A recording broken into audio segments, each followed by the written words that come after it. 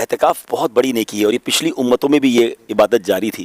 نبی پاک علیہ السلام نے فرمایا جس کا مضمون ہے جو 10 دن اللہ کی رضا کے لیے اعتکاف کرے اس کو 2 حج اور 2 عمرے کا ثواب عطا کیا جاتا ہے۔ امام حسن بصری رحمۃ اللہ تعالیٰ کا قول ہے کہ جو اعتکاف کرے اسے روزانہ ایک حج کا ثواب عطا سبحان کیا جاتا اللہ، ہے۔ سبحان اب آپ سوچیے کتنی بڑی نیکی ہے۔ اب اس نیکی کو نیکی بنانا کیسے ہے؟ اصل پرابلم کیا ہوتا ہے کہ اعتکاف میں بیٹھ تو جاتے ہیں لیکن انفرادی عبادت کرنے کی عادت نہیں ہے، مسجد میں دل ہی نہیں لگتا، یہاں نماز کے بعد دعا کے لیے لوگ نہیں بیٹھ رہے اور اب 10 دن کے لیے آ گئے ہیں، اور پھر اس کے بعد پوری دوستوں کی ٹولی لے کر آئے ہیں، پوری پلاننگ کے ساتھ آئے ہیں، موبائل فون بھی ساتھ لائے ہیں، وہ بھی اسمارٹ فون ساتھ لائے ہیں۔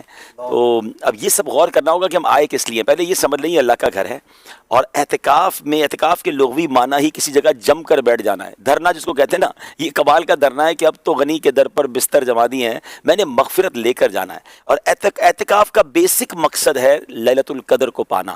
سبحان اللہ، کتنا خوش نصیب ہے وہ معتکف کہ وہ 10 دن اعتکاف میں ہے تو اس کو کوئی نہ کوئی رات جو طاق راتوں میں سے ایک رات لیلۃ القدر ہے وہ ملنی ہے اور اللہ کے گھر میں ملنی ہے۔ تو آپ تو سب سے کٹ کر اب اللہ کے گھر میں بیٹھے ہیں تو کٹیں بھی تو صحیح نا، اندر بھی بیٹھ کر سب سے جڑے ہیں، بلکہ سب سے نہیں پاکستان کے باہر بھی جڑے ہیں، انٹرنیٹ سے بھی جڑے ہیں، ملکی اور بیرون ملک کے حالات سے بھی جڑے ہوئے ہیں، تو پھر کیا عبادت ہوگی؟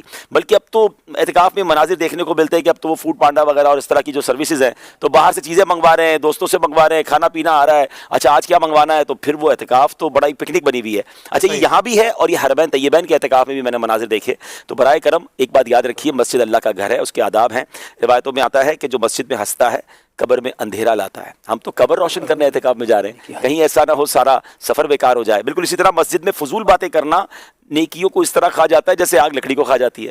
تو ہم پتہ چلا نیکیاں بھی ضائع کر رہے ہیں اور قبر میں اندھیرا بھی لا رہے ہیں۔ تو فضول بات سے بھی بچنا ہے اور ہنسنے سے بھی بچنا ہے، اپنے وقت کو استعمال کرنا ہے۔ آپ تو ٹارگٹ لے کے جائیں نا کہ آپ نے 10 دن میں کم از کم ایک بار قرآن پاک پورا پڑھ لینا ہے۔ اور ماشاءاللہ دعوت اسلامی والوں کے ساتھ اگر اعتکاف دنیا بھر میں ہو رہے ہیں تو وہ آپ کی نماز درست کرائیں گے، آپ کو وضو سکھائیں گے، آپ کو جناب نماز کے پریکٹیکل کروائیں گے۔ اچھا وہ نہیں ہے دعوت اسلامی والے، تو آپ اپنے خود ٹارگٹس لے کے جائیں نا، کہ آپ اپنے ساتھ کچھ ایسی کتابیں لے جائیں کہ میں نے بہت ساری چیزیں نہیں پڑھی ہیں، تفسیر قرآن ساتھ لے جائیں، نماز کے احکام کتاب جس میں جناب نماز کے پورے احکام موجود ہیں۔ تو بہت ساری ایسی پینڈنگز ہیں ہماری زندگی میں جو نہیں سیکھی، اس 10 دن کو ٹارگٹ لے جائیں۔ میرا مشورہ ہے یا تو موبائل لے نہ جائیں یا کم از کم اسمارٹ فون تو نہ لے جائیں، ٹچ بٹن والا کو موبائل ہو جس سے ضروری فون آ سکے، آپ کو بات کرنی ہو تو کر لیں، اس کو بھی زیادہ تر بند رکھیں۔